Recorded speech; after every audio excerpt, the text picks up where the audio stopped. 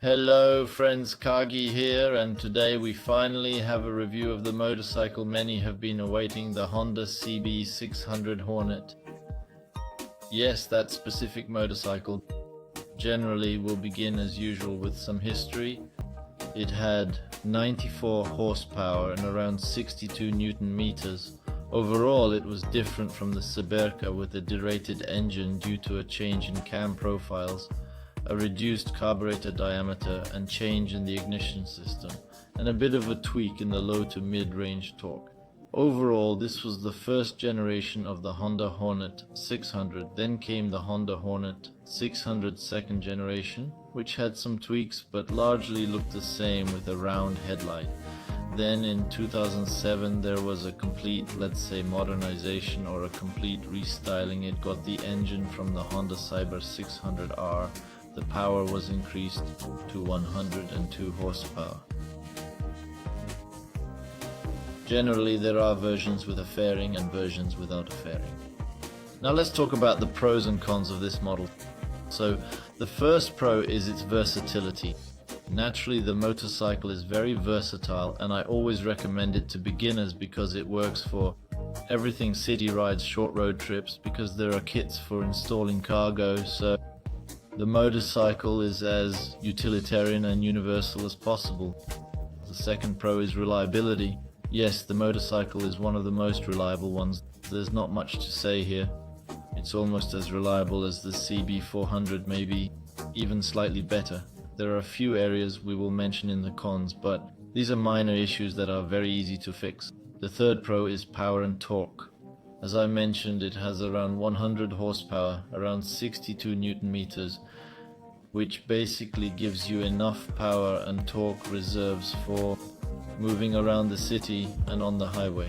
You won't feel cramped. The fourth advantage is its design. The motorcycle's design basically comes in two different types.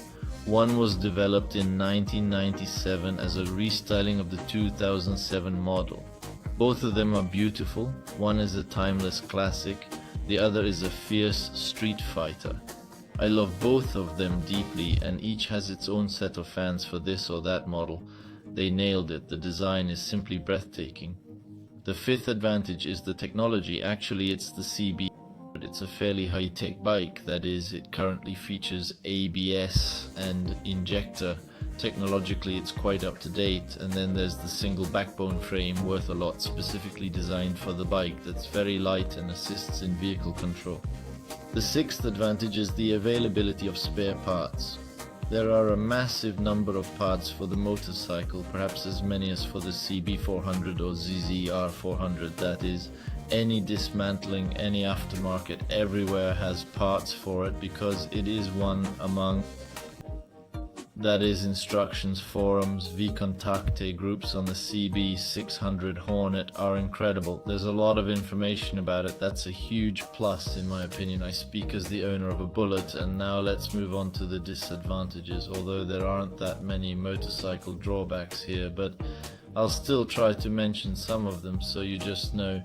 The first disadvantage is the CPRM tensioner, as the motorcycle has an inherited engine from the SBR 600 F3 and RR 600 respectively by generation have issues with the chain tensioner. It's not a big problem. You could call it a minor issue. It can be changed. There are new generation tensioners that perform their job well enough. So there really aren't any big problems with this, but it's something to keep in mind. The second con is the fragile frame. Yes, the crappy frame that was created for the CB6 Hornet. It's lightweight, provides pretty pleasant handling, but it's got a downside in that it's fragile. In any accident, major or moderate, the frame will likely warp. You'll have to straighten it out. The third disadvantage is the stiff saddle. Yes, many owners say that the saddle on the CB600 Hornet motorcycle is quite stiff, but again, this isn't a super critical drawback because there's a ton of aftermarket options for this motorcycle, and reupholstering the saddle costs about 300-400 rubles, but it's still something to keep in mind. The fourth disadvantage is the brakes, not actually the brakes themselves, that is, not the brakes themselves, discs or supports, and hoses and pads, that is, stock hoses, tend to swell over time and lose the pressure of the brake fluid, so it is worth changing to reinforced respectively as and pads, because according to the experience of the owners, stock pads are very sluggish. Put branded aftermarket, everything will be fine. The fifth minus is the expense. Yes, this is such a minus, but as if 100 horses, you need to understand that you still cannot get power on a naturally aspirated engine without losing consumption. The sixth minus, for me, this minus is really far-fetched, but let's just say it's just boring. That's the main problem with this bike for me. I mean, as someone who has the kind of brain and loves unique motorcycles, it doesn't suit me at all. But I'm well aware that this bike is perfect for a beginner, perfect for 80% of motorcyclists out there, as straightforward as a house corner.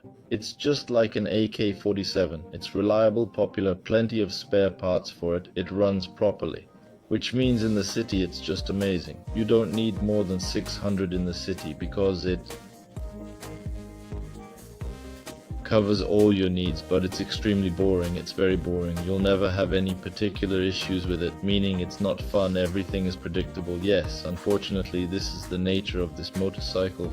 The majority of the audience will definitely like it because predictability and, let's say, ease of use of the motorcycle are one of the qualities most people strive, but unfortunately not this one. Here is my review of the pros and cons of CB600 Hornet. I hope you liked it. The motorcycle is once again amazing, and there certainly are competitors to it, Phasers and Z750 and the like, but for some reason I've always liked Hornet the most among them.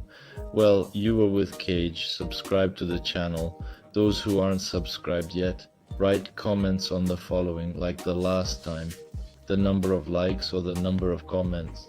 I'll choose the motorcycle. That will be in the next review, plus and minus.